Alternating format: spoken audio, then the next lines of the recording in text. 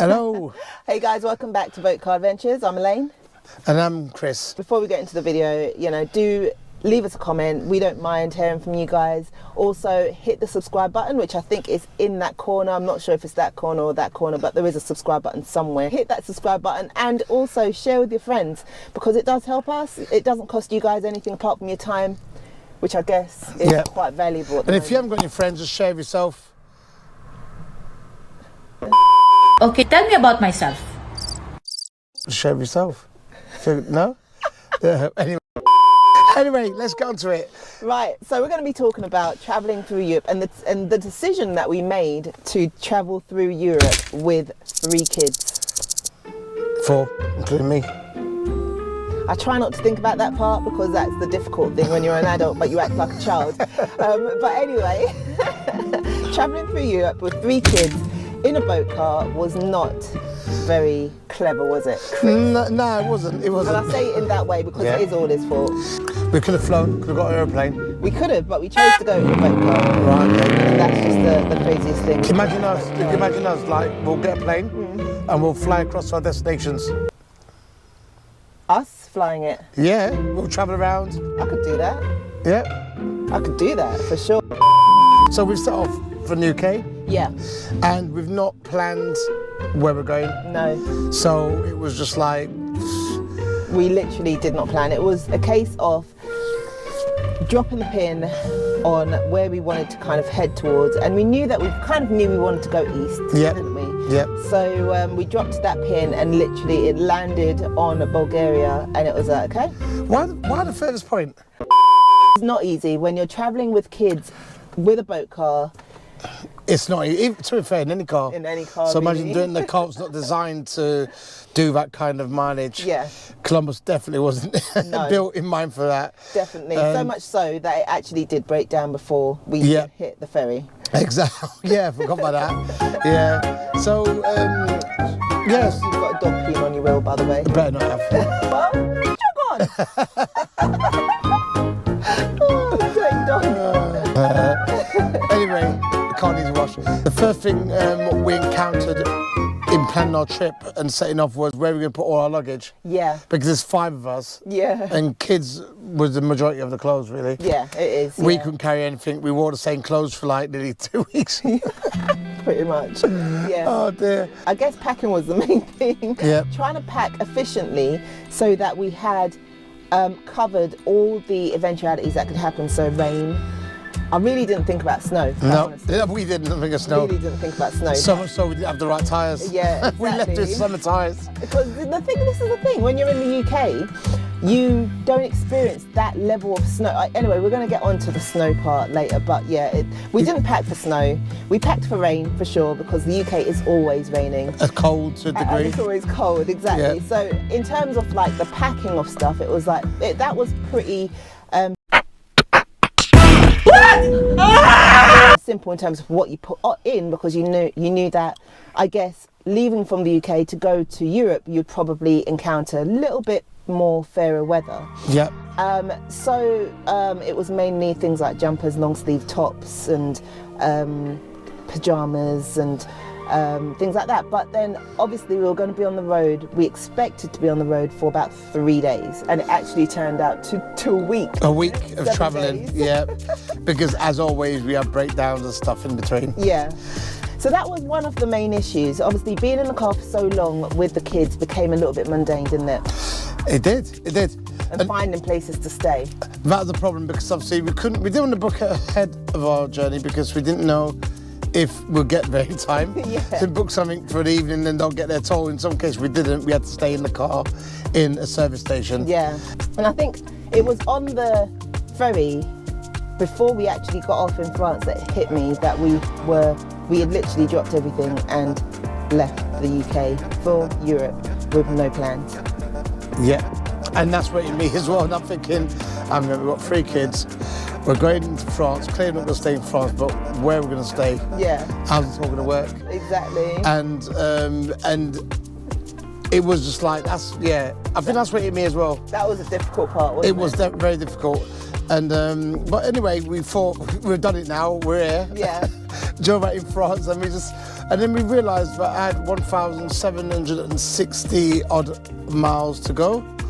Not taking consideration the other miles we got to use to find places on top. Yeah. Which we had to divert, come off the motorways and stuff. And then I thought, hang on a minute. and it only hits you when you actually look on the map, Google Maps, and you open it up and you see how far. Yeah. Where you put in your destination and you follow the line all the way around. It's like it was like whoa. the UK was here, like all the way in the corner here, and Bulgaria was all the way over here. That's madness. Really. It's madness. And that's when you think, normally you plan these things. I mean, people plan to go to Brighton and they live in London, you know, which is at 23 miles. They planned the whole year for that trip. And we was like, that's it, we're going tomorrow. That's it, we're gone. Gosh. We're going to go, bad enough. Enough of the UK, you need a break, need a change, and that was it. And we went for a drive, literally. Yeah, literally, a very long drive. So we left the UK, and so we got to Belgium. We stayed there in the family, I think it's family hotels or something like that. I will put a link in the description so that you guys, if you are travelling through, that can be a possible stop for you. So we Belgium, went to Belgium, Netherlands, a little part of Netherlands, and then Germany. Right? And that was the longest part. It felt like the longest part of the journey because Germany, we had to go from pretty much the top all the way to the bottom, to Austria. Yeah. And then we reached glorious Austria. Yeah, and that's where we Don't get me wrong, Germany was actually beautiful. It was actually very lush, very green. But we had to get through there quickly. Yeah, the road was getting boring now. I was like, I can't go for Germany. Not only that, I think a lot of people always say, you get stopped by the police. Welcome to Crowdmatch UK. We're live. We're waiting for your call. I put at a pet station and a police officer pulled up a family or something in a minibus. And he literally opened the boot up and pulled out this big, massive fax machine and printed. The latter part of Germany is pretty much the most exciting part for us because it really looked like we're getting out. Austria. Yeah. We're getting out. No, it looked like Austria. There was loads of mountains. And it looked like you could see the Alps in the distance. It was beautiful. It was green. Yeah. We got into Austria, and that was when it began to look really nice. It did, and Austria was absolutely, and is absolutely beautiful. Yeah, it is beautiful. And if you have a look at our video up here, I will try and put a link. I think it's up there. Yeah. Anyway, you'll see there is a link. There's going to be a link to our Austrian videos.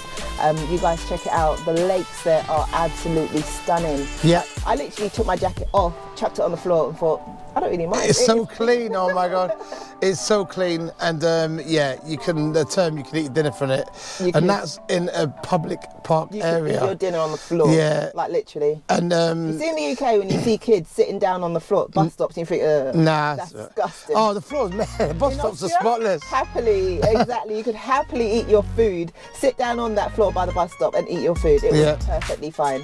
Yeah. So we got through Austria, and as I said, by then we were knackered. That was where we had to stay in a service station. There was a lot of roadworks as we were going through Europe, and during the day the traffic was a lot more heavier than it was during the night. So what we wanted to do was have a break during the day and then drive through the night. But what we found was that a lot of rest up areas like B&Bs, hotels, they'd only let you check in after 12 Which o'clock. is stupid, really. And then you'd have to check out by 10. Yeah. And that was a bit which is silly.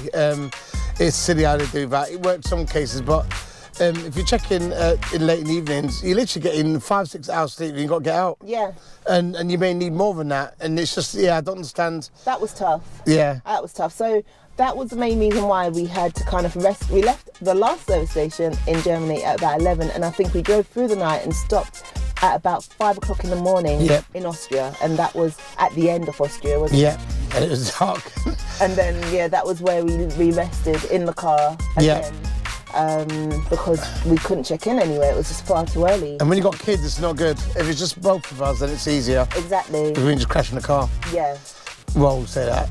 Uncomfortable, but you can crash in the car if you have to and just get some sleep. Yeah. And it was just, traveling through Europe is not easy with kids. No, not at all. If it's not pre-planned. And obviously we cannot pre-plan anything because we don't do that. No, exactly. So that was Austria, and we got through there. It was beautiful. We saw the Alps and things, and we saw also Switzerland in the far distance on the left as you were driving towards Bulgaria. And then, of course, we got to Serbia, was it? Yep, Hungary. Hungary? Yeah. Hungary, yeah, Hungary. Yeah. Hungary next. And that's where we broke down. Yeah. All right. So basically, the gearbox packed up, and we had to get that sorted out. Yeah. And we had loads of issues with the breakdown covering. And what I don't understand with breakdown covers, you buy breakdown cover, and they just make it so difficult for you to sort things out. Yeah. They said we'll recover you, but only recover you to. We had to go to Bulgaria, which we've already planned. Yeah. We definitely booked accommodation in Bulgaria because obviously it's our final destination. But Yeah. we had to plan to get our car there. So being in Hungary, we're still 800 kilometres Yeah. away Yeah. from 846. Bulgaria itself. Yeah. We thought I would get it there, but they wanted to leave Columbus in Hungary Yeah. and take him to some remote place. I haven't got a clue. I didn't feel comfortable with that. And to be fair, the guy was saying to us, Don't just do it. drive, Try and get just it keep going. started. Yeah. Keep going, just take it there, drive it, do what you got to do to get it there. Because also they were saying that they couldn't guarantee that we wouldn't be charged extra for the relay all the way to Bulgaria. If we decide it can't be fixed in Hungary. Yeah. We went to the service station and they had bear spray, and these are essentials Yeah. for travel in Europe, in some parts of Europe anyway. Bear spray, knives, and you can optionally buy a taser gun. So when the kids saw that, they were like, oh, do they have bears over there? We were like, yeah. So, of course, for the rest of the journey, they were like, Mummy, are we going to see bears? Oh, where are the bears? Where do they live? Do they come out at night? Do they find you? Do they eat you? Do they catch you? What is 5 things you would give as advice for people travelling with their kids in Europe? Don't. Don't. Leave them the babies like we do. With kids, I don't know. I'm not a big fan of tablets and iPads. I really am not. But You're saying it like I am. you are. I'm not. But yeah, that's first thing. Sometimes taking something where it is a console, or for some of your kids a tablet to bring with them to keep them occupied, but limit how much they use it when they use it. I get it. If you stop at the service station for half an hour, give it to them then, let them sit there and do it then. As soon as you start moving, take it off them and say, look, let's play I Spy or something. Yeah. You know, there's so much to see from one point from A. Even if you're not leaving the UK, Yeah. you could be going to Birmingham. There's so much to see on the way there, Yeah. and your kids to learn from just from the journey. And so, One. That's one. So 2 will be food. Yeah. Definitely food. Oh my gosh. Food. 3. Oh, food's an easy one. Gosh, man. Well, Maybe some pillows. yeah, some pillows. That's Yeah. something we made a mistake. We didn't bring enough pillows for the kids. Yeah, So right. the side of Columbus is very, very hard, and yeah, they got to endure that Yeah. for how long is not good in any car. So that's pillow, and then Blanket. blanket. Yeah. And if you're going to Eastern Europe, bring bits of chicken, bread.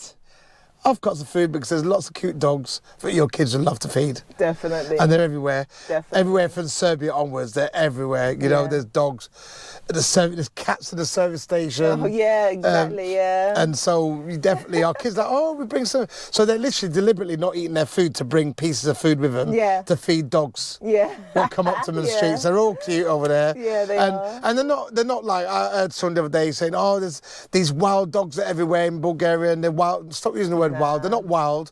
I'm sure these dogs have homes, you know, they're just little hustlers. I know some of them do, they're not then, but you know, they're not wild dogs, because wild dogs live in the wild. These dogs domesticated, but they live on the street. They're strays, and we've not met one which has barked us in an harmful way. not at They've all. chased the car, obviously, because dogs do that. Yeah. But when you get out, they go quiet and they just act like little puppies. Nothing happens, yeah. So don't let people put you off saying there's wild dogs everywhere. They're not wild. They're friendly dogs. Obviously, be cautious for any animal, but 99, 100% of them we've met dogs are really cute. Yeah. They've been really friendly, and all they want is food, and they're just so polite as well. They are. Even when you take the food out, they sit there really, you know, they don't. I've seen dogs owned by people. Yeah, What don't jumping be? up And these dogs literally sit down Yeah, and wait until you give really it to 'em. calm. They don't. Yeah, it's amazing. Even the Yeah. kids are so gentle. The kids. Yeah, they so are. gentle with the kids. It's unbelievable. Yeah. Definitely bring scraps of food. Yeah. If you got kids, or like pets and animals and dogs. I know kids seem to do. So, that is it. That's really it. I can't think of anything more. Yeah, traveling with kids is not easy, but it's fun.